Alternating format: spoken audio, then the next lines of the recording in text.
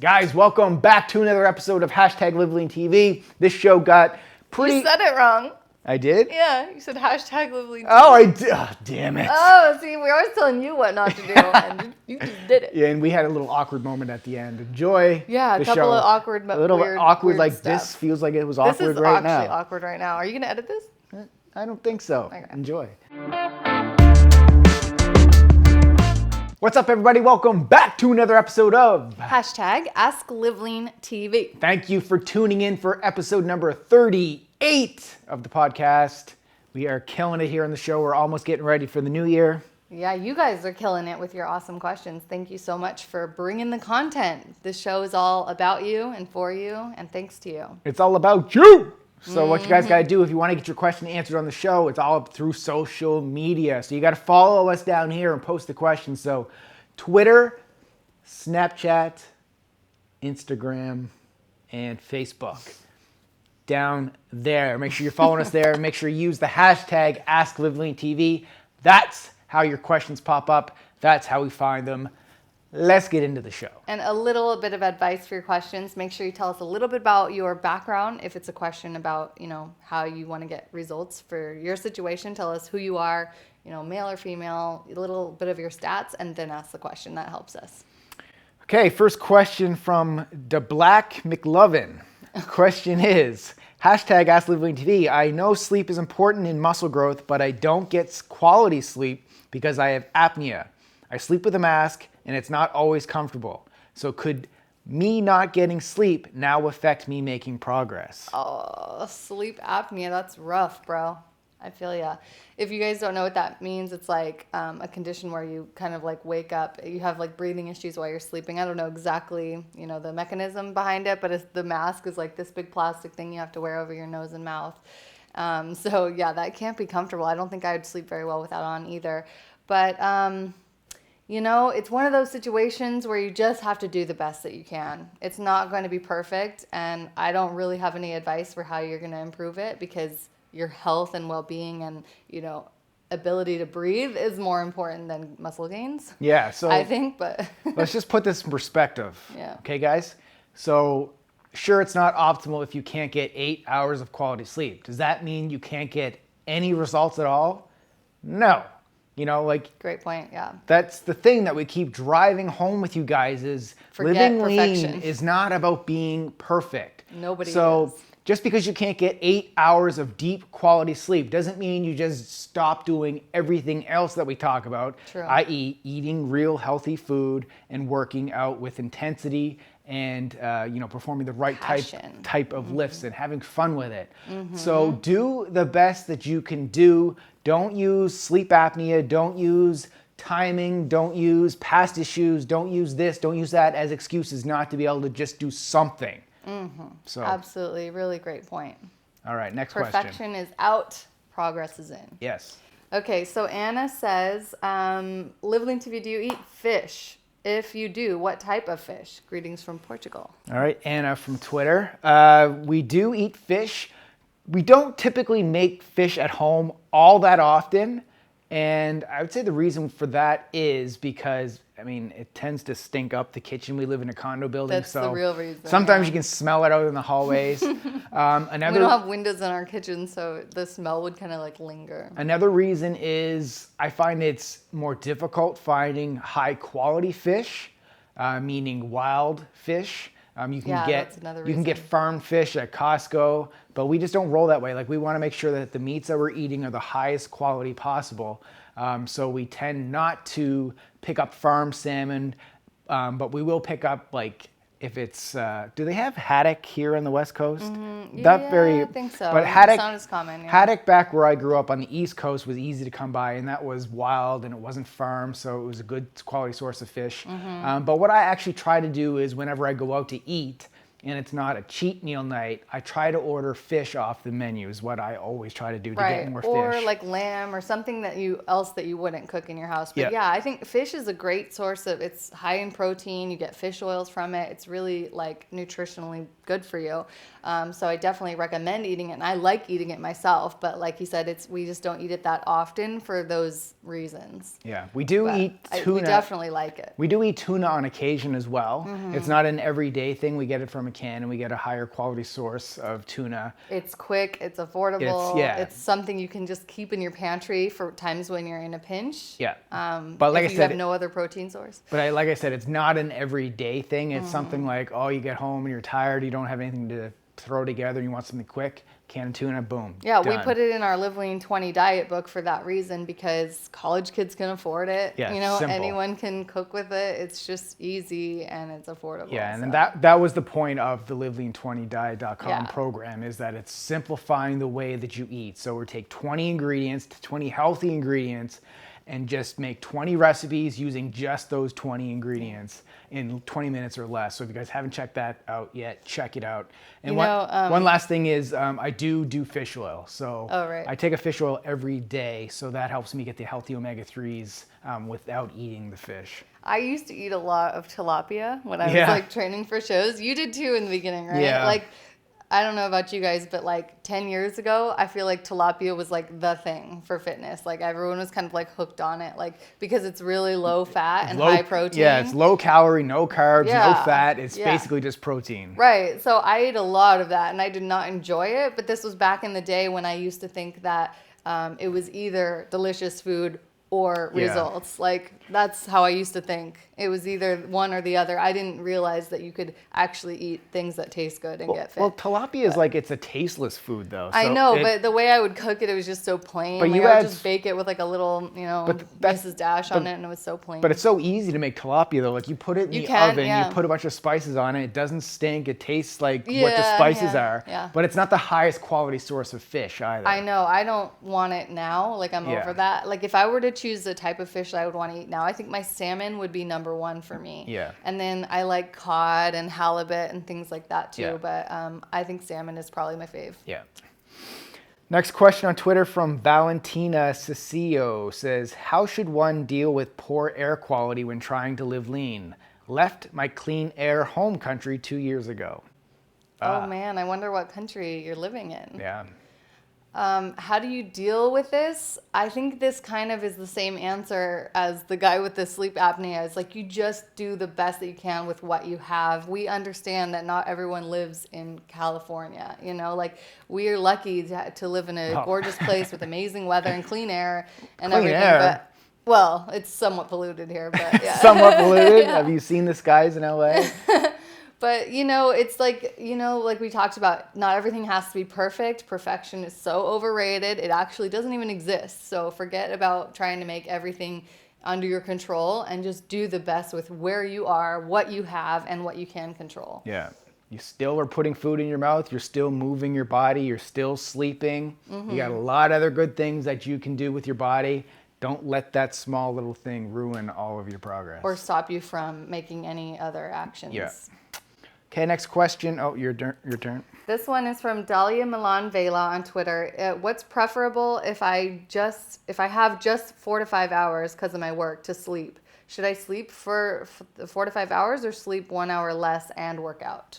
Okay, so meaning you'd sleep 3 to 4 hours and get a workout in? Mm-hmm. Yeah, honestly, that's a tough one, but if that's all you can do and that's the only way that you can fit in your workout, that's a lot of working hours. Then honestly, I would get that workout in because you need the fitness, you need the activity, you need the calorie burn, and I think you're still going to be tired either way. Like 5 hours is not a lot of sleep per night. So either way, you're going to be exhausted. And I feel like if you had that little bit of workout, you would actually get a little more energy versus just being a zombie. So yeah, I'm just looking at the question. So you say you have... Because of work. So you're working 19 hours a day? I know. That does seem like a lot. 19 to 20 hours a day, if we read that question correctly. There must be some opportunities. That's what I'm saying is like, you know what? You can probably like look at your schedule and figure out where you're I don't Where you know, can but carve out I'm 10 saying, minutes. if you're Yeah. 19 to 20 hours straight, like no breaks, no lunch hour, you got 4-minute Tabata workouts you could do. You got 15-minute, like our LiveLeanTV.com program, 15-minute workouts that you could fit in there. A lot of free ones. It doesn't 10-minute have to be a ones, 60-minute workout. Like you can fit in a workout in a shorter period of time, but you just got to up the intensity to make it worth every single second count during that workout. So you're saying like if you have 4 to 5 hours and that's it, like I would say don't work out for an hour. I would say like choose LiveLean15.com 15 minutes, or something a little shorter but really intense, and then get that sleep in. Yeah, I agree. And then also try to be active. You didn't say what your job is, but if you have a job where you have the opportunity to take the stairs, to sneak in a couple squats, then you could kind of like sneak your workout in throughout the day. Yeah, or if it's an actually very active job, like you're a mover, like you move furniture all day. I mean, that's for 19 hours? That's pretty much your workout right there. So don't get your then sleep in. I would sleep, yeah. So the answer is it depends. Yeah. Okay, so we have Titan from Twitter says, this is the Black McLovin. Oh, you got 2 questions in. What can I use to scramble eggs besides butter or margarine? I love eggs, mainly scrambled. Thanks, guys. Eggs, my fave. Yeah, we love eggs. I love eggs, too, man. yeah. But I haven't used margarine or butter in scrambling my eggs since my parents made it for me when I was 4 years old, 5 years old. Coconut oil, man, like... That's the fat that you got to start using to cook food over heat with. Another one is avocado oil. We're all about the coconut oil. You guys probably know by now we're like pretty much obsessed with coconut oil, and we like the kind of like tropical flavor that it has. If you don't and you want something that has that butter flavor, I would 100% go with butter over margarine. Margarine is out. Yeah, but if you don't like the coconut flavor, you can get refined coconut oil, which takes the flavor out of it, so it's flavorless, but you still get the healthy fats from the coconut oil and, the grease in the pan so the eggs don't stick and all the benefits of it. So I've actually seen they came out with butter-flavored coconut oil. Have you seen that? Wouldn't be surprised. I've seen it on the market. We haven't tried it, but it does exist. So if you really want that butter flavor, try that. Yeah, so margarine, dude, like margarine is so out. Like it's not even... So 1980. It's not even like in the house, not even... If your neighbor has margarine, move. That's how bad you want to stay away from margarine. It's on the junk list. If it's within 100 meters of you, like you're contracting the bad properties of the margarine. Do not fall for the marketing, because on the label it's going to tell you that it's healthier and whatever. Yeah. No, margarine is a modified processed food. It is out. Butter we consider healthier than margarine. Okay, next question on Twitter from Nick. Shane97 says, starting out slightly overweight with a goal to lose weight and gain muscle. Both. Should I lose weight before I build muscle? Okay, so this is the classic cut versus bulk, or what should I do first kind of question. We've answered this a lot of times on here before. You guys know living lean is not about going through bulking and cutting phases. It's about working, step by step towards your long-term goals and maintaining that for the rest of your life. So when you're working towards living lean, it's a combination of both building lean muscle that you'll sustain forever and reducing your body fat. So you have to get your nutrition and your workouts on point for that goal of living lean. It may take you longer when you're not doing like a severe cut, because when people do a cut, usually they're in a really pretty significant calorie deficit, which makes the fat come off faster, but then you also lose your muscle at the same time. So when you do it our way, you're slowly cutting, but also building at the same time. So, the results may not be as drastic as fast, but you will get to a point where you're sustaining the body you actually want forever. Yeah, so we shouldn't say that we don't do bulk or cuts. I know, right? Because we had the same we had the same discussion last time. We don't do it to the extreme, like you said. Yeah. So we do have in phases. In a way, we do. Yeah. Where our goal is to lose body fat. We do have phases where our goal is to lose or to build muscle. Strength, but it's not all out muscle and gaining fat at the same time, or it's not all out fat loss and losing muscle at the same time. Right. We're maintaining muscle, we're burning fat at the same time with the style of workouts and the nutrition and the diets that we promote. Yes, and you have to have a little more patience, but so it will take you longer, like you said, but to answer your question, we would need to know more about your body fat percentage and how much do you weigh. Like you say you're slightly overweight, like that's such a generic term. Like it means something to somebody, something to somebody else. Could mean 3 pounds or 50 pounds. So you're a dude, so let's just say, for instance, if you were 15% body fat, I would try to get you down to like 10% and then have you start building muscle a little more seriously or a little more aggressive than building muscle at 15%, because like we don't want to add any more fat cells to your body if you're already 15%. We want to make sure that we're taking it a little more safe. So let's drop the body fat a little bit. This is just the example if you're 15%. So if you're already 10%, then it's time to start building some muscle if you're not happy. But you said you're slightly overweight. At 10%, you're probably not there. So we would need more information, but I think you get the point based on what I just said. Yeah, but honestly, anybody at any body fat percentage, if they started doing a program like Afterburn, for example, you would notice you're getting muscle definition at the same time as you're losing fat. It's not like you're just losing fat only, you know? So you're going to notice some gains and some losses happen simultaneous. It's because we use resistance training, so weight training to lose fat. So we're lifting weights, we're creating more afterburn in our body, we're burning calories, we're increasing our metabolism, we're building muscle. That's what then helps shut off that fat. So like you said, it's like we're not just like all out calorie crushing on the treadmill and just burning into everything. Yeah. We do it at the same time. 5 hours a day of slow incline treadmill walking plus like celery for dinner. No, it's like you don't want to just go on a pure cut and you also don't want to go on a pure bulk, but do both, brother. Okay. We have Neva Griffith on Twitter says, why is there such a debate about potatoes and beans being paleo? Potato and beans. What is this? Honestly, like forget what is paleo or isn't. What isn't paleo. Figure out what works for you. So what I found works for me is more paleo-ish type foods, but I still eat potatoes. And you'll talk to 5 paleo people to say eat potatoes. You'll talk to another 5 paleo people to say don't eat potatoes. So it's like what works for you. Forget what other people say. Put it to the test and figure out, test your body, see what happens. I don't eat beans because beans make me toot and they give me gas and my body doesn't digest them very well. And I had a food allergy test and they scored very high on the food allergies for me personally. Dudes that don't agree with Brad. Yeah, so this is what I'm saying. Like you gotta figure it out for yourself. Like there's no perfect diet for everybody. Yeah, and honestly, why does it matter if it's paleo or not? Does it really bother you that much if you like potatoes and you're eating them, but then you just feel all guilty because they aren't considered paleo, yet you're getting wicked results? Well, it's not if you what like. does it really matter? It's not. What do you mean? You just said, what if you like eating potatoes? Well, I like eating pizza all the time, but it's not like I'm going to eat pizza all the time. I know, but does it, like, if you were trying so hard to be paleo and pizza's not paleo, like, would you not eat it just because you want to be paleo more than you want that pizza once in a while? Well, I know that pizza is not healthy every day. That's why I know that too. Yeah, but maybe she just wants to eat potatoes once a week. You know? Okay, yeah. You can do whatever you want. What I'm trying to say is, like, don't try to restrict yourself to the little paleo box because why? You know, like, what's the reason for that anyway?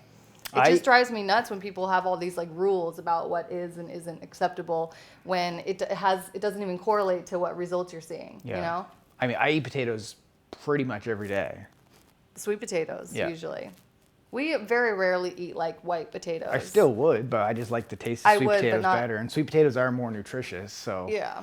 But we have nothing against white potatoes, but we just like sweet potatoes better. If like tomorrow the Paleo Society, like 100% of paleo people said potatoes, we decided they're out, I would still eat potatoes because I know that they work well with my body. So figure out. You wouldn't be upset about them shunning you out of their club? No, I wouldn't. Okay, all right. Okay, next question on Snapchat from Dex2Real says, so far I'm 190 pounds with 11.6% body fat, trying to get to 200 pounds, 200 to 205 pounds. Most days I struggle to get enough quantity of food to help gain muscle. My question is it healthy to consume like a tablespoon of coconut oil throughout the day to help increase my caloric intake? Okay, so I know gaining weight can be just as much of a challenge sometimes as losing weight. Like I feel like the talk is always about weight loss, but there, you know, people who want to gain lean muscle is just as hard, if not harder. I honestly think it's harder. Yeah. So this is a great question. I love talking about weight gain sometimes because just to talk about something different. But I definitely think when you're looking to increase your calories, it's much better for you to go to healthier sources like coconut oil versus what's your other choice? A donut from 7-Eleven, you know? Like you got to stick to the healthier foods if you don't want to, you know, if you want to see your body like gain muscle instead of fat. So Yeah. I would definitely go with fats over sugars. Yeah, that's what I was going to say is like, Dex, I know you did my Live Lean Mass program. And in that program, it's a muscle building program. We talk about that program being it's a muscle building program, but it's not adding bulky fat along with the muscle that you typically see in muscle building programs, people who are on a bulk. And one of the reasons is because we're in a slight calorie surplus, so like 200 to 300 calories a day surplus to help us build muscle. But that surplus in calories is not coming from sugar and from refined crap that you see, like the Pop-Tarts and everything else that you see other people eat. It's coming from a higher consumption of fats. So it's coconut oil, nut butters. So like you're bang on. Avocados. Yeah, you're bang on. You say if you need to increase your calories through the day, a quick source of healthy calories would be a tablespoon of coconut oil. That's going to give you 140 extra calories right there. Just in 1 tablespoon. And if you don't want to have just a tablespoon of coconut oil, like you could throw that into your smoothie. So if your smoothie's already or planned, coffee, or mix it with your vegetables, you can really like add it to your food, so you don't have to just swallow it like a like a pill. Yeah, or like nut butter. Like go have a tablespoon of almond butter. That's actually pretty good right off the spoon. That's what I do. When I have a craving, like hunger craving for something, I will go get some almond butter. I'll take a tablespoon of it. I'll eat it. And I'll usually have like a hot green tea or something as well, just to help satiate the body and just.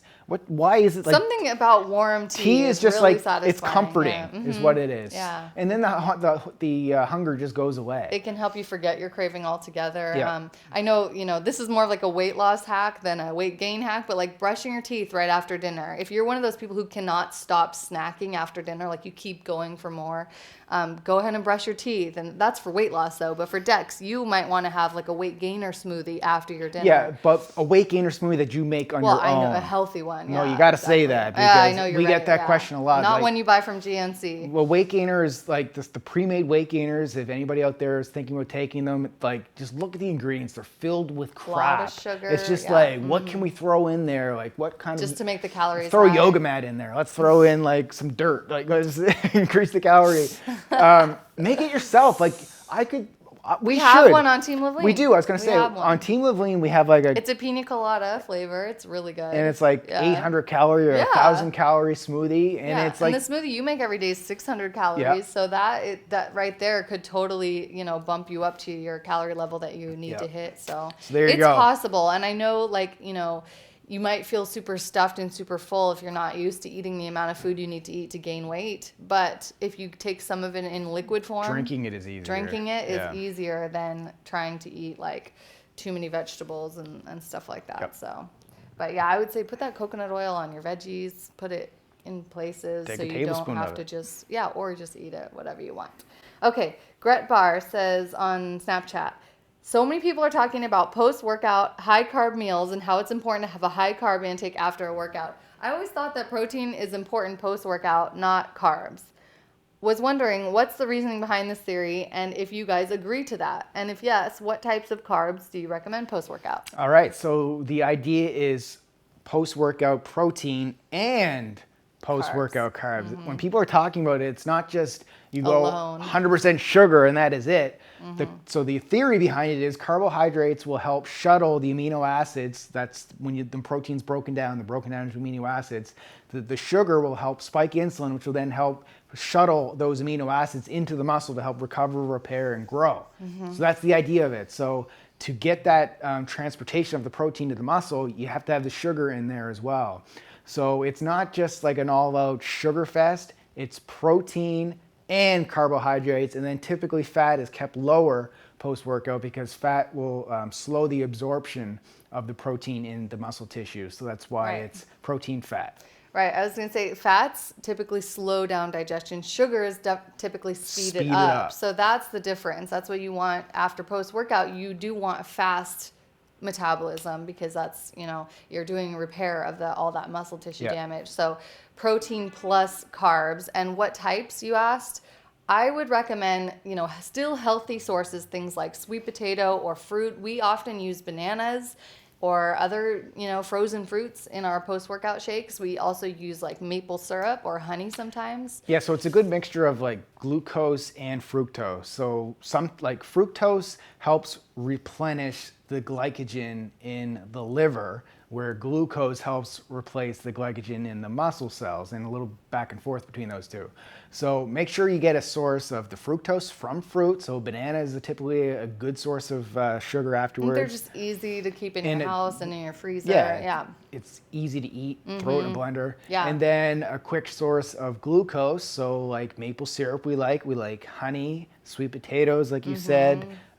So those are the ways. I prefer honey or maple syrup over sweet potatoes post-workout in the shake because it's faster, less fiber. I would say if we had to pick two like that are just our go-to favorites, it would be what? Banana and maple syrup, right? Yeah, that's like our normal, like our kind of like classic Live Lean post-workout shake. And it tastes good. Half a banana, a quick dash of maple syrup, and your protein powder and water, and you're like good to go if you really just want to simplify things. And I think that recipe's even in our Live Lean 20 diet, right? As a post-workout shake. Was there something else in that smoothie?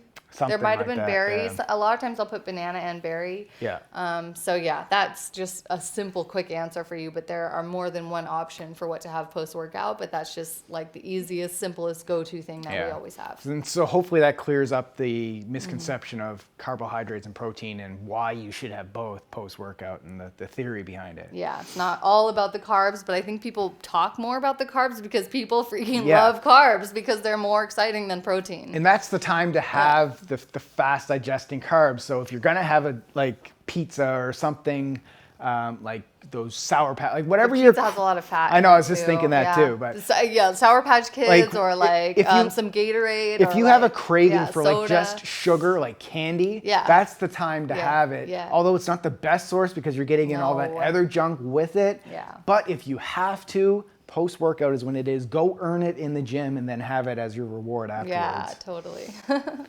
Okay, so we have Madison from Snapchat as well.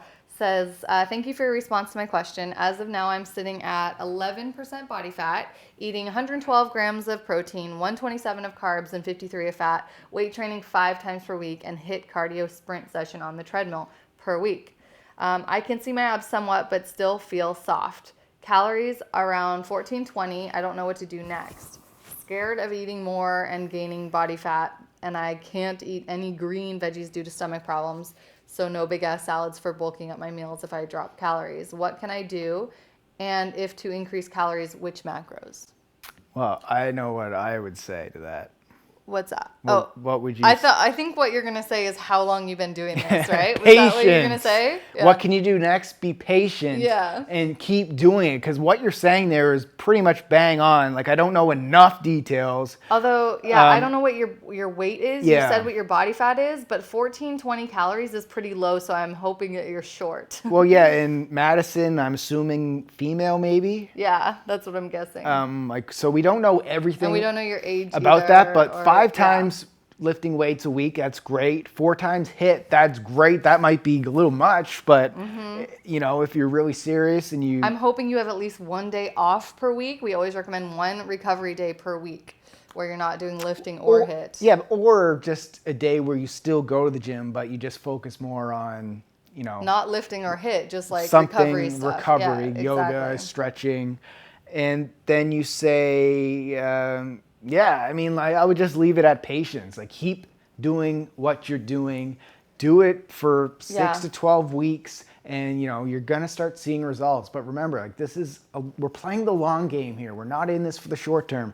If you can't keep that up for pretty much for the rest of your life or for an extended period of time, then it's not a lifestyle. Consider a more sustainable approach. Yeah, like you could drop back on the weight training and the HIIT sessions. Like you could do 4 weight training sessions a week, 2 HIIT sessions, and 1 day off.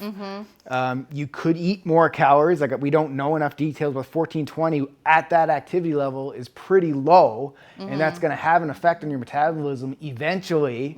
So that's long term. 1420 is not enough. Like, I'm just making that recommendation unless you're really now. short. That's what I'm saying. Yeah. If you're a really short person, like under 5 feet tall, I would guess at that calorie level it might be enough for you. But if you're over 5 feet and you're like, I don't know. It's just we need more information to answer this question. But the other thing I would say is, you say you're weight training 5 times per week. That is a lot. Like Brad said, you could cut that back a little bit, make your weight training sessions more intense but less frequent. And I feel like that would help you with your recovery, because if you're still feeling soft, sometimes people don't understand how important recovery is. Like, it doesn't matter how much you train. If you're not recovering, you're not going to see much results. So, as a coach, like, sometimes my clients are like shocked. I tell them to work out less and the results get better. So I think if you were my client, that's probably what I would do with you. So, in one last thing, before I forget to mention it, is you say you are lifting 5 times a week. We don't know what that workout looks like or it's consisting of. Like, is it just isolation exercises,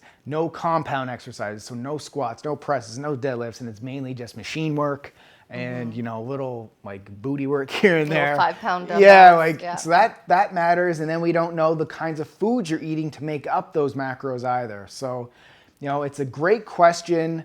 It sounds like you're on the right path. Keep doing it. And if you want to follow up with us with the answers to the questions that we just had for you, do it and we can follow up with more. Yeah. So that's it. Yeah. Okay. Do you want to mention the thing about what you can do if you don't eat greens? You can. Okay. Go ahead. Well, I just don't know if we're making it too long. Well, we're still recording. Okay. Awkward. No, are you like talking to me as if the camera's not rolling right now, or what? Are you really leaving this part in? Yes, we just roll with this. Okay, one more thing. Is this your first show? Okay, I just wanted to talk about the greens thing a little bit, because I've had clients in the past who also can't stomach greens, like a client with Crohn's disease or something like that, who just can't handle the amount of fiber that we recommend eating. Because you guys know we're always talking about, to get yourself full and feeling satisfied, eat a lot of fibrous vegetables because they're really low in calories. They have almost no impact to your diet, but you can eat plentiful and like abundant amounts of them. But you're saying you can't do that. So it seems like you're looking for ways to bulk up your meals if you drop calories. I think already your calories are a little bit low. And it's really easy to bulk up your calories with non-green foods. So yeah, I would love to know more about what you were eating. Like I said, if you wanted to become a custom coaching client, I could tell you exactly what foods I would recommend and what amounts and what macro split and stuff like that. So if I were you, I'd look into custom coaching, or maybe write us another question for this show and just give us a little more information about you so we can do a follow-up.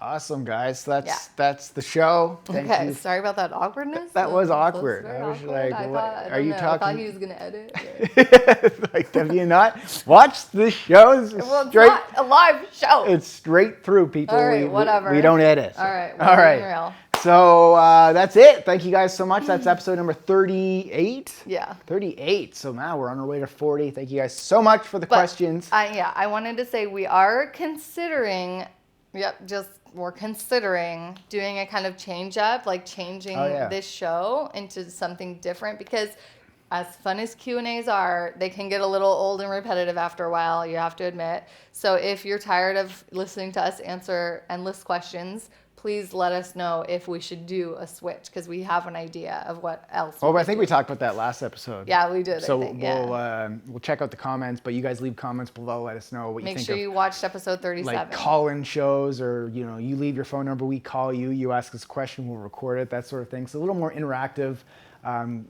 Just something different that you don't see very often on YouTube. So, and that involves you guys more, because that's really this show is to involve you. So if we can do that even more, then that's what we want to do, because you guys are the bomb. So question of the day. I was thinking the other day, I had a question. I was walking somewhere and I was like, oh, this is a question I want to ask on. But I'm kind of blanking right now. Should we have another awkward moment? You're going to edit this, right? So unless you have a question, do you have a question you want to ask?